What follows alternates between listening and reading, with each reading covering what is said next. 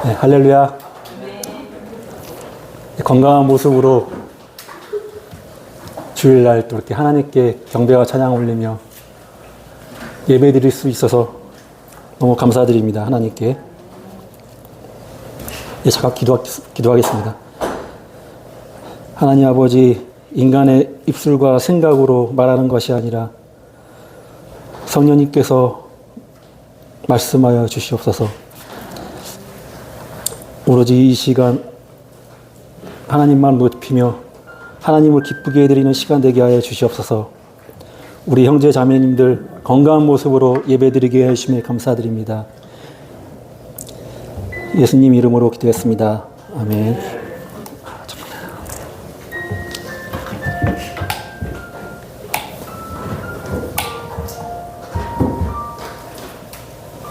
예, 오늘 말씀은 마태복음과 창세기인데요.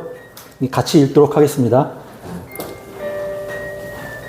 천국은 마치 밭에 감추인 보화 같으니 사람이 이를 발견한 후 숨겨두고 기뻐하며 돌아가서 자기의 소유를 다 팔아 그 밭을 사니라.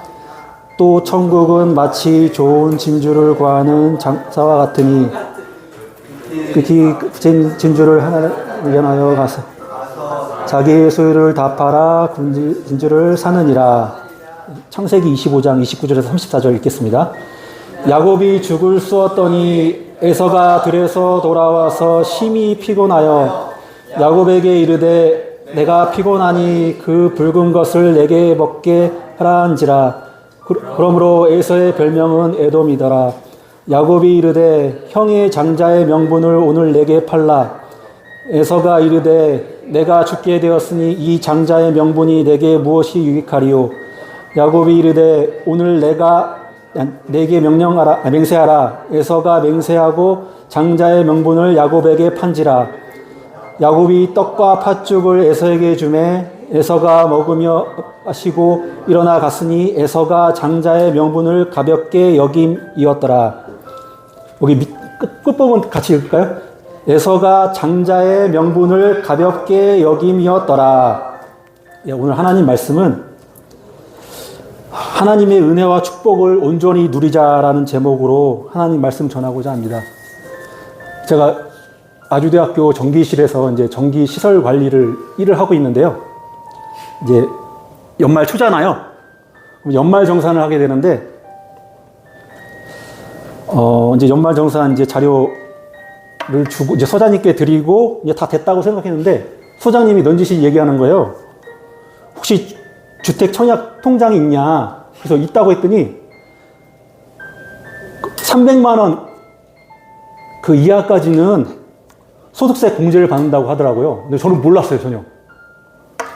제가 2년 전에 들었으니까 벌써 연말정산 오늘 이번까지 3번 하게 되는데 2번의 혜택을 못 받게 되는 거예요.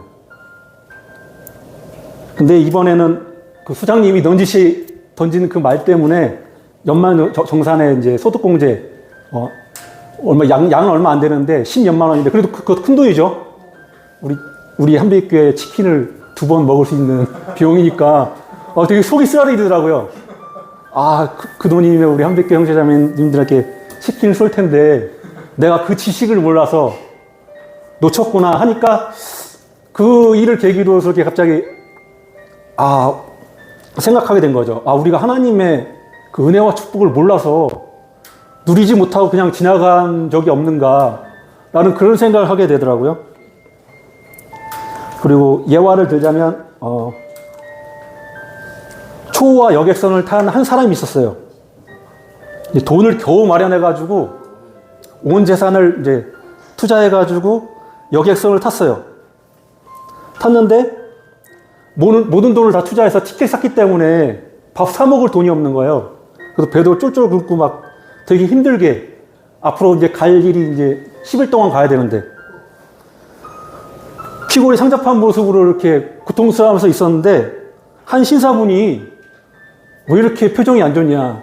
즐겁게 이 여객선 탔으면은 즐겁게 누리고 먹고 마시고 행복하게 숙식을 하면서 도착지에 도착해야 되는데 왜 이렇게 얼굴 표정이 어둡냐 하니까 그 사정을 얘기했어요. 돈이 없어서 밥을 못 사 먹었다 하니까 신사가 깜짝 놀라면서 이런 얘기했어요. 티켓값 안에 식사비가 다 들어가 있다. 근데 그 사실을 모르고 이 사람은, 이 여행자는 며칠을 굶었던 거예요. 그리고 그 티켓이 있으면은 그 여객선 안에 있는 병원도 이용할 수 있는, 치료를 받을 수 있는, 혜택을 받을 수 있는데 그런 걸 전혀 몰랐던 거예요. 약관을 잘 읽어봐야 되겠습니다. 어떤 혜택을 받을 수 있는가. 이렇게 자기가 모르고 넘어가는 그런 이득과 혜택이 되게 많은 것 같아요. 실제로도 우리 사회에 보면은 똑똑하고 부자인 사람들은 국가의 이런 세제 혜택이나 소득공제나 이런 걸 잘 받는데 오히려 힘들게 살고 어렵게 사는 사람들은 그런 걸 잘 못 누리는 경우가 되게 많은 것 같아요. 우리나라의 뉴스에도 봐도 그렇고. 또 한 가지 얘는 그 남아프리카 공화국, 그러니까 남아프리카 맨 밑에 남쪽에 있는 광산, 그러니까 개발이 시작되기 전에 그 이야기인데요. 우연히 한 마을에 한 상인이 들어가게 됐어요. 남아공에. 근데 그 마을에 머물게 됐는데 선반 위에 광채가 나는 돌멩이를 발견한 거예요. 그래서 거기 계신 아주머니께 물어본 거죠. 저 돌멩이는 누구 것입니까? 물어봤는데 저것은 아들이 산에서 주워온 것이라고. 그러니까 상인이 주인에게 부탁했습니다. 내가 좋은 장난감을 하나 줄 테니까 저 돌멩이를 나한테 달라고. 근데 또 주인이 선뜻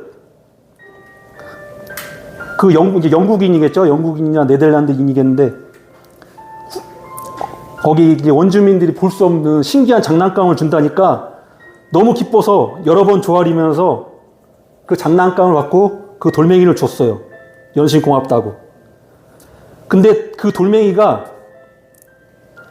그 케이프타운, 남아프리카 공화국의 케이프타운의 보석상에게 12만 5천 달러에 팔렸고 현재 가치로는 수백만 달러에 이른다고 합니다. 그러니까 그 아주머니는 그 반짝이는 돌멩이의 가치를 몰랐던 거예요. 근데 이 상인은 알았던 거죠. 이런 예화, 이제 실제 있었던 예화입니다. 저도 여러 번 들었고요. 그 마태복음 13장 44절에 천국은 마치 밭에 감추인 보화 같으니 사람이 이를 발견한 후 숨겨두고 기뻐하며 돌아가서 자기의 소유를 다 팔아 그 밭을 사느니라. 당시 그 이스라엘은 귀중품을 은행에 넣을 수가 없었어요. 이스라엘 그때 당시 고대사회에서는 막 침략과 약탈이 막 행해이기 때문에 집안에 그 귀중품을 넣을 수가 없었고 자기 땅에다가 그걸 묻었어요. 묻고 이제 자기만 알 수 있는 표식을 했겠죠. 근데 이제 여러 해가 흐른 후에 그 주인도 모르는 그 주인도 까먹었겠죠. 까먹고 이제 시간이 흐른 후에 이 농부가 열심히 일하는 가운데 소작농이겠죠. 자기 땅에서 한 게 아니라 소작농으로서 열심히 일하는 가운데 보물을 발견한 거예요. 그 보물을 발견한 자가 주인이 아니라 그 땅에서 난 것은 땅의 주인이 소유가 한 거예요. 그래서 이 사실을 감춰놓고 보물을 묻어놓고서는 자기 모든 소유를 팔았어요. 자기 모든 걸 팔아서 심지어 모자라면 대출까지 받아가지고 그 땅을 산 거예요. 그래서 그 보석을 소유하게 된 거죠. 이게 바로 천국이라는 거예요. 천국. 수중한 거. 그리고 창세기 25장 29절에서 34절에 이제 야곱과 에서의 이야기가 나오잖아요. 팥죽으로 장자권의 명분을 팔았어요. 여기서 34절에 에서는 장자의 명분을 가볍게 여김이라고 했는데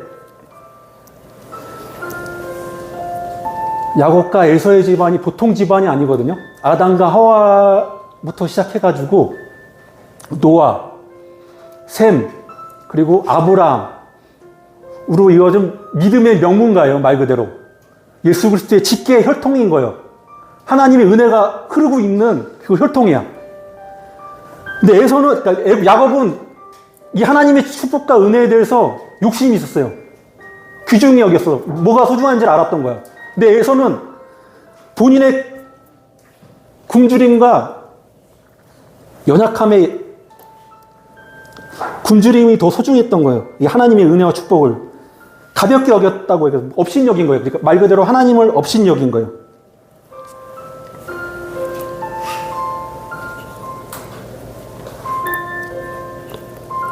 그리고 이제 그 농부가 감추인 보석을 우연히 찾는 게 하나고, 두 번째는 이제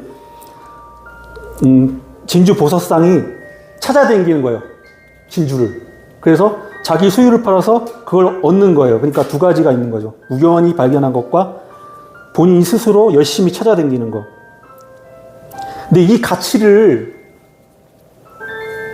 정확하게 알고 그 지식을 알고 있어야 되는데, 그러니까 이 감추인 보화는 그 예수 그리스도를 상징하는데, 가롯 유다는 예수 그리스도를 은 30의 가치로 보았지만은 베드로는 예수 그리스도를 하나님의 아들이요 그리스도로 깨달았습니다.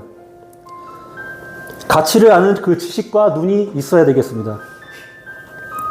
하나님의 은혜와 축복.